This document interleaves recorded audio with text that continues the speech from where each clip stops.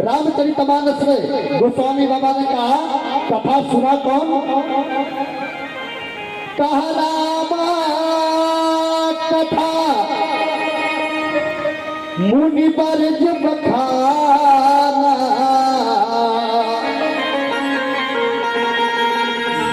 तो कथवा सुना कौन भैया? कथा कौन सुना?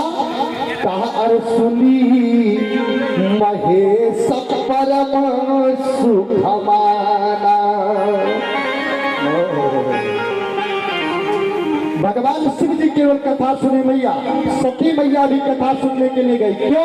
क्योंकि सती का मन कथा में नहीं लगा, और जब सती का मन कथा में नहीं लगा तो आज जब सती जी का मन कथा में नहीं लगा तो कथा से विमुख हो गई सती जी और नाम भी हटाना पड़ गया। और यहाँ गोस्वामी तुलसी बाबा ने कहा कथा सुनने के लिए कौन आया है? कहा संग सती, सती भी आ रही है, और कहा जग जननी, जगत की जननी आ रही है, माँ आ रही है, और कहा भवानी का साक्षात जगदम्बा मैया आ रही है कथा सुनने के लिए। जब जगदम्बा मैया सती और भवानी मैया कथा नहीं सुन पाई तब हुआ क्या?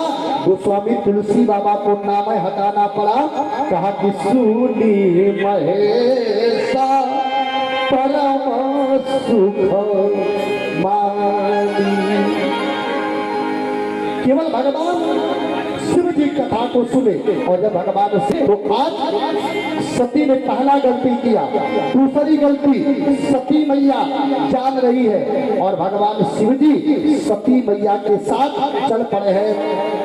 वहां कुछ दिनों तक भगवान की कथा सुन करके और आज भगवान मुनि संग विदा मांग त्रिपुरारी, चले भवन संघत कुमारी।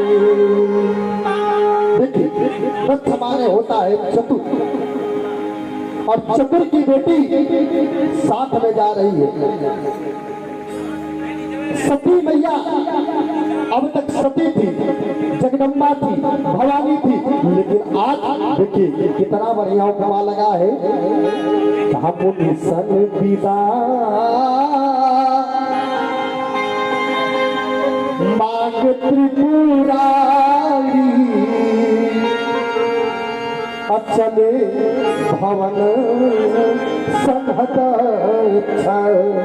कुमारी।